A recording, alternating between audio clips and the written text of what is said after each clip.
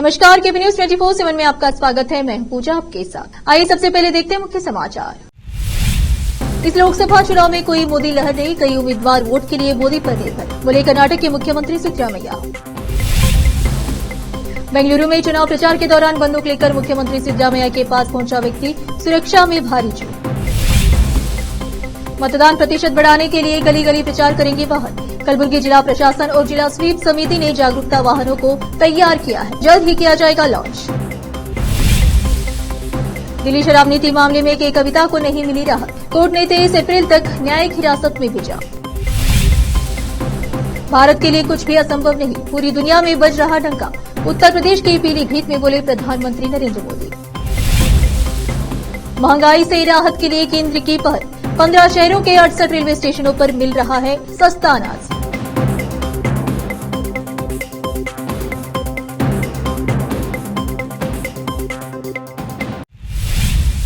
अब समाचार विस्तार से। सोमवार 8 अप्रैल को केंद्रीय मंत्री एवं बीदर लोकसभा सीट से बीजेपी के उम्मीदवार भगवंत खुबा ने बीदर के सिद्धा रोड महाशक्ति केंद्र में आयोजित कार्यकर्ताओं के एक सम्मेलन में भाग लिया और आगामी लोकसभा चुनाव 2024 पर चर्चा की। इस अवसर पर संबोधित करते हुए भगवंत खुबा ने क्षेत्र में हुए विकास कार्यों, माननीय प्रधानमंत्री श्री नरेंद्र मोदी जी के नेतृत्व में भारत की प्रगति और विश्व में भारत की स्थिति के बारे में बताया। उन्होंने कहा कि हम सभी को एनडीए इसे जीत के लिए प्रयास करने और अब की बार 400 से पार के नारे को साकार करने के लिए उतारा गया था। खुबा ने कहा कि बीदर के किसानों के लिए नीम लेपित यूरिया, लड़कियों के लिए किचन अनिला, युवाओं के लिए सीपेट कॉलेज, बच्चों के लिए सैनिक स्कूल आदि जीवन के सभी क्षेत्रों के लोगों के लिए विभिन्न परियोजनाएं लागू की गई है।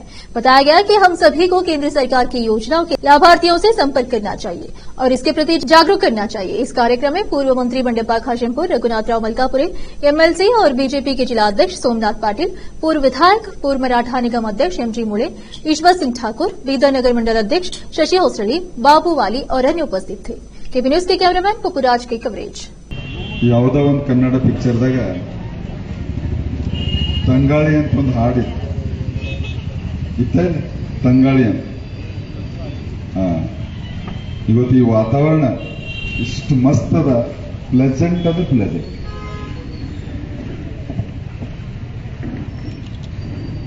ಜೈ ಶ್ರೀರಾಮ್, ಎರಡು ಕೈ ಎತ್ತಿ ಜೈ ಶ್ರೀರಾಮ್, जय जय श्री राम, बोलो भारत माता की, बोलो भारत माता की, वंदे वंदे भारतीय जनता पक्षಕ್ಕೆ, ಜೆಡಿಎಸ್ಗೆ, ನರೇಂದ್ರ ಮೋದಿ ಅವರಿಗೆ, ನಿಮಗೆ ರಾಷ್ಟ್ರಕ್ಕಾಗಿ, ರಾಷ್ಟ್ರದ ಸುರಕ್ಷತೆಗಾಗಿ, ರಾಷ್ಟ್ರದ 140 ಕೋಟಿ ಜನರ ಸುರಕ್ಷತೆಗಾಗಿ ರಾಷ್ಟ್ರವನ್ನ ಅಂತಾರಾಷ್ಟ್ರ ಮಟ್ಟದಲ್ಲಿ ವಿಶ್ವಗುರು ಮಾಡಬೇಕನ್ನುವಂತ ಸಂಕಲ್ಪವನ್ನು ಮತ್ತು ತತ್ವ ಸಿದ್ಧಾಂತಗಳನ್ನು ಇರುವಂತ ಏಕೈಕ ಭಾರತೀಯ ಜನತಾ ಪಕ್ಷ. ಅದಕ್ಕೆ ಕರ್ನಾಟಕದಲ್ಲಿ ಜೆಡಿಎಸ್ ಅನ್ನ ನಮಗೆ ಸಮರ್ಥನೆ ಅಂತಂದ್ರೆ ನಮ್ಮ ಗಠಬಂಧನ್ ಇದೆ, ಎನ್ಡಿಎ ಪಾರ್ಟ್ನರ್ ಇದ್ದಾರೆ. ಮತ್ತೊಂದು ಕಡೆ ಕಾಂಗ್ರೆಸ್ ಕೇವಲ ಕುಟುಂಬ ರಾಜಕಾರಣದ ಹಿತಕ್ಕಾಗಿ ಮಾಡುವಂತ ರಾಜಕಾರಣದ ಏಕೈಕ ರಾಜಕೀಯ ಪಕ್ಷ. ಕಳೆದ 70 ವರ್ಷಗಳಲ್ಲಿ ಸಂಘಟನೆಯಲ್ಲಾಗಲಿ ಅಥವಾ ಸರ್ಕಾರದಲ್ಲಾಗಲಿ ಪ್ರಮುಖ ಸ್ಥಾನವನ್ನು ಹೊಂದಿದಂತ ಯಾವುದಾದ್ರೂ ಪಕ್ಷ ಇದ್ರೆ ಅದು ಕೇವಲ ರಾಷ್ಟ್ರ ಮಟ್ಟದಲ್ಲಿ ಕಾಂಗ್ರೆಸ್ ಪಕ್ಷ ಮಾತ್ರ ಇದೆ. ಅಂದ್ರೆ ಜನ ರಾಷ್ಟ್ರಕ್ಕಾಗಿ ಸೇವೆ ಮಾಡುವಂತವರನ್ನ ಆಯ್ಕೆ ಕಳೆದ 10 ವರ್ಷ. ಇವತ್ತು ಕಾಂಗ್ರೆಸ್ಸಿನ ಅಭ್ಯರ್ಥಿ ಪರಿಸ್ಥಿತಿ ತಂದೆ ಹೆಸರ ಮೇಲೆ ಲೊಟಂಗಿ ಹೊಡೆಯುವಂಥದ್ದು. ಬಂಧುಗಳೇ, ಸಮಯ ಸುದೀರ್ಘ ಆಗಿದೆ.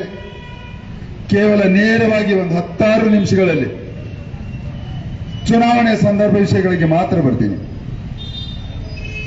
ಈಶ್ವರ್ ಖಂಡ್ರೆ ಅವರು ನನ್ನ ವಿರುದ್ಧ ಆರೋಪ ಮಾಡಲಿ, ತೊಂದರೆ ಇಲ್ಲ. ಆದರೆ ಆರೋಪದಲ್ಲಿ ಸ್ವಲ್ಪ ಸತ್ಯಾಂಶ ಇರಲಿ ಅನ್ನುವಂಥದ್ದು ನನ್ನ ಒಂದು ಅನಿಸಿಕೆ. ನಾನು ಭ್ರಷ್ಟಾಚಾರ ಮಾಡಿದ್ರೆ ನನಗೆ ಬೀದಿಗೆ ಎಳಿರಿ, ನಾನು ಪಾರದರ್ಶಿ ಆಡಳಿತ ಕೊಟ್ಟಿಲ್ಲ ಅಂದ್ರೆ ನನಗೆ ಬೀದಿಗೆ ಎಳಿರಿ.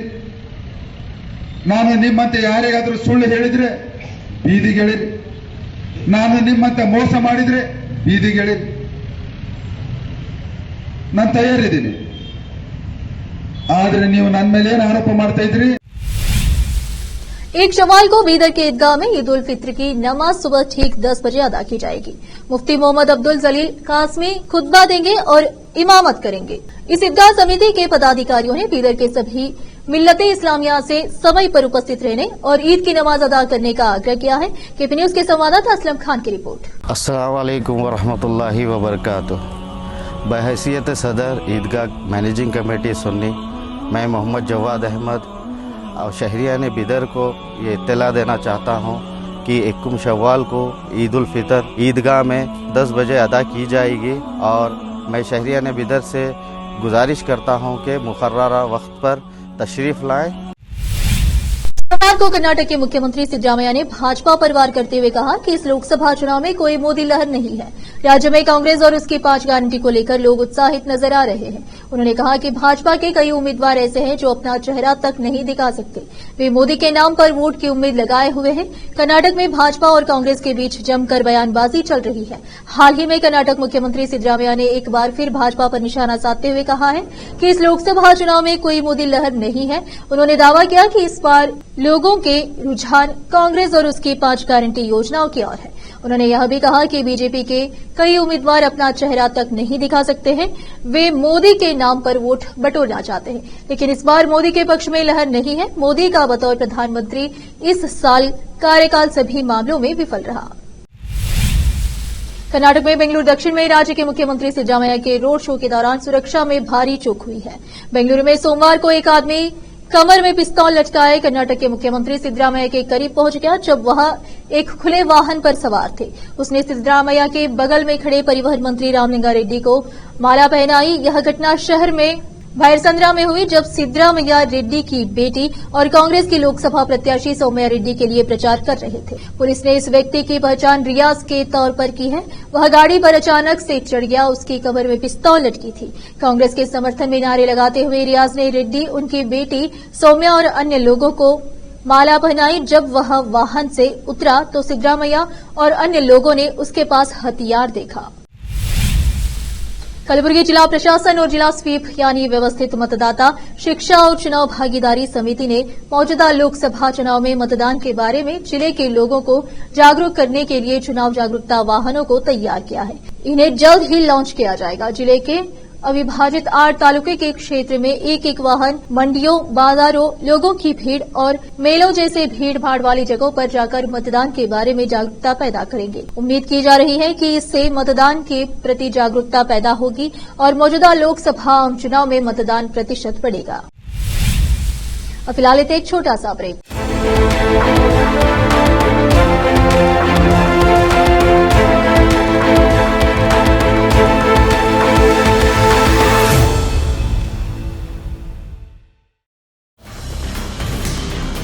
हिंदुस्तान के हर कोने में हम हैं मौजूद।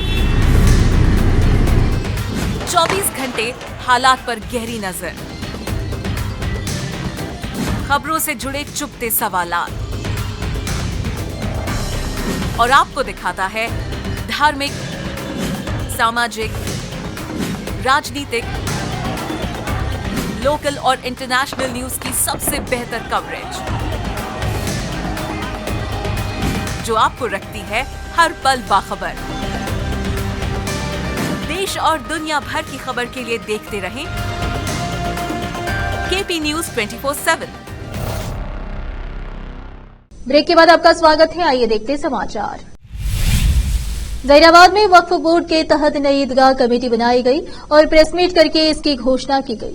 अब्दुल मजीद को ईदगाह के अध्यक्ष नियुक्त किया गया और इनायत अली उपाध्यक्ष बनाए गए। हफीज अकबर सचिव, मोहम्मद अयूब महासचिव, मोहम्मद वसीम अकरम कोषाध्यक्ष बनाए गए और सदस्यों में मोहम्मद फसीउद्दीन, मोहम्मद सलीम, एहतेशाम मोइन को शामिल किया गया। इस अवसर पर काजी जियाउद्दीन ने मीडिया से बात करते हुए बताया कि ईद उल फितर की नमाज ईदगाह में ठीक सुबह 8:30 पर अदा की जाएगी। सभी लोगों से समय पर आने की अपील की गई। जहीराबाद से मोहम्मद नेमतुल्लाह की रिपोर्ट। बिस्मिल्लाहिर्रहमानिर्रहीम। अल्हम्दुलिल्लाह इस वक्त हम और आप एक बहुत खुशी के साथ, खुशी के मौके पर जमा हैं रमज़ान मुबारक का इख्तितामी मरहला है और ईद उल फितर की नमाज की अदायगी और उसके शुक्राने पर खुशियों को आपस में तकसीम करने का मौका है। ऐसे वक्त में खुशी और हमारे साथ ये है कि अल्हम्दुलिल्लाह बाज़ाब्ता ऑफिशियल औक़ाफ़ की तरफ से, वक्फ़ बोर्ड की तरफ से हमारे ज़हराबाद की ईदगाह की खिदमत के लिए इंतज़ामी कमेटी तश्कील दी गई है, जिसके लिए सदारत के अहदे पर जनाब मोहतरम अब्दुल माजिद साहब पानशाह को तय किया गया है और हमारे इमरान भाई इनायत अली साहब को नायब सदर के तौर पर मुंतखब किया गया है। बाकी और अरकान और मेंबर हजरात यहाँ पर मौजूद हैं और मौसम गर्मा की रियायत करते हुए आम लोगों और मुसल्लियान किराम की सहूलत के लिए इंतज़ामी कमेटी ने आपसी मशवरे से ये तय किया है कि ईद की नमाज़ जल्दी अदा की जाए, इसलिए 8:30 बजे इंशाअल्लाह नमाज खड़ी होगी। उससे पहले ही बयान वगैरह का सिलसिला रहेगा, इसलिए सभी मुसल्लियान किराम ईदगाह के और शहरियान ज़हराबाद से अपील की जाती, गुजारिश की जाती कि वक्त का ख्याल करते हुए, मौसम का लिहाज रखते हुए वक्त पर तशरीफ़ लाएँ। और इस मौके पर हम ये नई इंतज़ामी कमेटी को मुबारकबाद पेश करते हैं और दुआ करते हैं कि अल्लाह ताला इन हज़रात को खिदमत की और अच्छी खिदमत इखलास के साथ, अच्छी नीयत के साथ करने की तौफ़ीक़ नसीब फरमाए। आमीन। सुब्हानअल्लाह। अस्सलामु अलैकुम रहमतुल्लाहि व बरकातुहू। अल्हम्दुलिल्लाहि रब्बिल आलमीन वल आक़िबतु लिल मुत्तक़ीन वस्सलातु वस्सलामु अला सय्यिदिल अंबिया वल मुरसलीन। मुअज़्ज़िज़ सामीन इकराम, बरादरान इस्लाम को इत्तला दी जाती है कि आज ईदगाह की कमेटी तश्कील दी गई और माह रमज़ान के इख्तिताम पर वो बड़ी बरकतों वाला और रहमतों वाला महीना जो हमसे जुदा होने वाला है, इसके बाद ईद उल फितर की आमद है, उसी के इंतज़ामात के लिए आज ये प्रेस मीट रखी गई है। और इस कमेटी में अब्दुल माजिद साहब और इनायत पहलवान साहब जो सो नायब सदर हैं, सदर अब्दुल माजिद साहब हैं। ये कमेटी ईदगाह के तमाम इंतज़ामात के लिए पुलिस डिपार्टमेंट से भी रवाबित रखी है और बल्दे वालों से भी रवाबित रखे हैं। ये तमाम मिलकर अच्छे बेहतर से बेहतर इंतज़ामात करने की कोशिश कर रहे हैं। अल्लाह तबारक व तआला से दुआ है कि मौला इनकी कोशिशों में कामयाबी कामरानी नसीब फरमाए और ईद की नमाज़ इंशाअल्लाह अज़ीज़ 8:30 बजे ठीक 8:30 बजे अदा की जाएगी, बिला किसी ताख़ीर के, बिला किसी इंतज़ार के। ये तय पाया हुआ है आज की मीटिंग में। और तमाम मुसलमानों से गुजारिश की जाती है कि वक्त मुक़र्ररा पर ईद उल फितर के दिन वक्त मुक़र्ररा पर ईदगाह में तशरीफ़ लाएँ और वक्त पर इंशाअल्लाह नमाज होगी। व आखिर दावाना अल्हम्दुलिल्लाह। आबकारी नीति से संबंधित धन शोधन मामले में भारत राष्ट्र समिति बीआरएस की नेता के कविता को राउज़ एवेन्यू अदालत ने 23 अप्रैल तक न्यायिक हिरासत में भेज दिया है। राउज़ एवेन्यू कोर्ट ने कल के कविता की जमानत याचिका खारिज कर दी थी कि कविता ने बेटे की परीक्षा का हवाला देकर जमानत मांगी थी, जिसे राउज़ एवेन्यू कोर्ट की तरफ से रद्द कर दिया गया था कि कविता फिलहाल दिल्ली की तिहाड़ जेल में बंद है। कि कविता ने बृहस्पतिवार को अदालत से अंतरिम जमानत दिए जाने का आग्रह करते हुए कहा था कि उनके 16 वर्षीय बेटे की परीक्षाएं हैं और उसे अपनी मां के नैतिक और भावनात्मक समर्थन की जरूरत है। विशेष न्यायाधीश कावेरी बावेजा की अदालत ने कविता और प्रवर्तन निर्देशनालय ईडी की ओर से पेश वकील की दलीलें सुनी और अपना आदेश सोमवार के लिए सुरक्षित रख लिया था। सुनवाई के दौरान बीआरएस नेता की ओर से पेश हुए वरिष्ठ वकील अभिषेक सिंघवी ने दावा किया कि एक मां की कमी को पिता, बहन या भाई पूरा नहीं किया जा सकता है।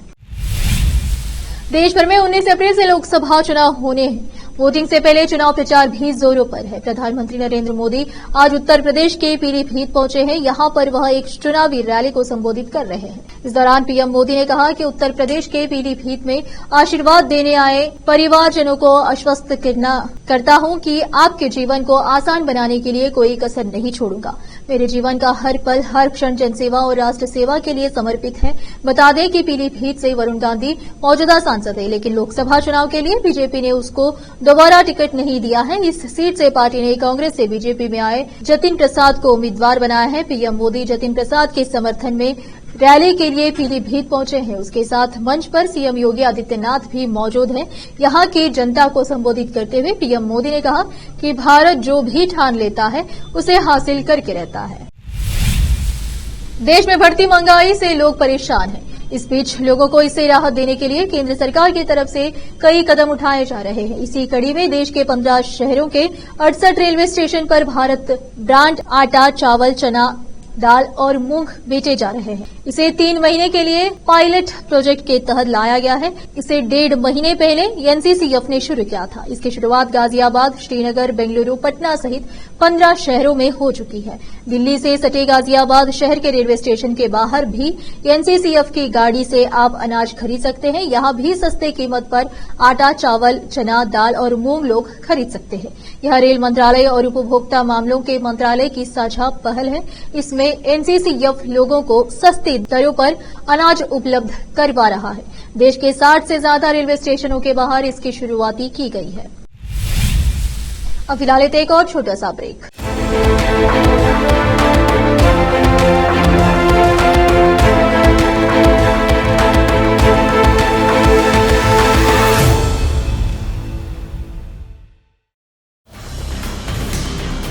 हिंदुस्तान के हर कोने में हम हैं मौजूद। 24 घंटे हालात पर गहरी नजर, खबरों से जुड़े चुपते सवालात और आपको दिखाता है धार्मिक, सामाजिक, राजनीतिक, लोकल और इंटरनेशनल न्यूज की सबसे बेहतर कवरेज,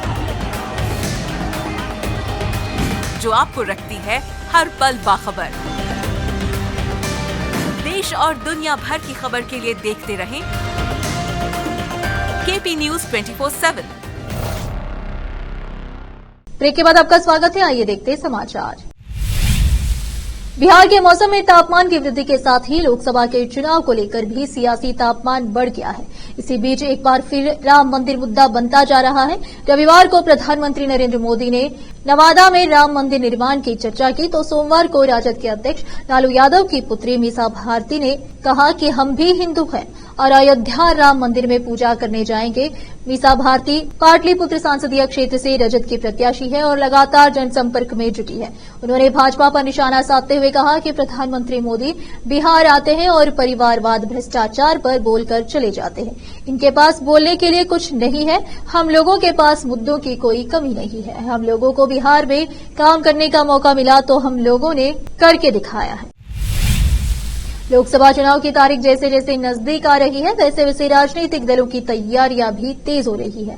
हालांकि निर्दलीय उम्मीदवार भी इस चुनाव में जोर शोर से जुटे हुए हैं और मतदाताओं का ध्यान खींचने के लिए तरह तरह के प्रयास कर रहे हैं। ऐसा ही कुछ देखने को मिला अलीगढ़ लोकसभा क्षेत्र में, जहां एक निर्दलीय उम्मीदवार चप्पलों की माला पहनकर घूमता नजर आ रहा है। दरअसल अलीगढ़ लोकसभा सीट के प्रत्याशी केशव देव को निर्वाचन आयोग से चप्पल का चुनाव चिन्ह मिला है, जिसके चलते पंडित केशव देव गौतम 7 चप्पलों की माला पहनकर अपना चुनाव प्रचार कर रहे हैं और लोगों से वोट मांग रहे हैं।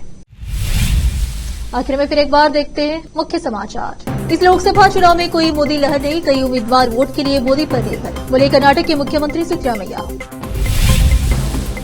बेंगलुरु में चुनाव प्रचार के दौरान बंदूक लेकर मुख्यमंत्री सिद्धरामैया के पास पहुंचा व्यक्ति, सुरक्षा में भारी चूक। मतदान प्रतिशत बढ़ाने के लिए गली गली प्रचार करेंगे वाहन। कलबुर्गी जिला प्रशासन और जिला स्वीप समिति ने जागरूकता वाहनों को तैयार किया है, जल्द ही किया जाएगा लॉन्च। दिल्ली शराब नीति मामले में के कविता को नहीं मिली राहत, कोर्ट ने 23 अप्रैल तक न्यायिक हिरासत में भेजा। भारत के लिए कुछ भी असंभव नहीं, पूरी दुनिया में बज रहा डंका, उत्तर प्रदेश के पीलीभीत में बोले प्रधानमंत्री नरेंद्र मोदी।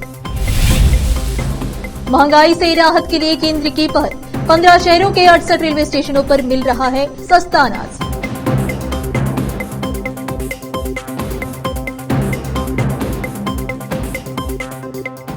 केपी न्यूज में इतना ही। देश प्रदेश के समाचारों के लिए देखते रहिए आपका अपना चैनल केपी न्यूज 24/7। धन्यवाद।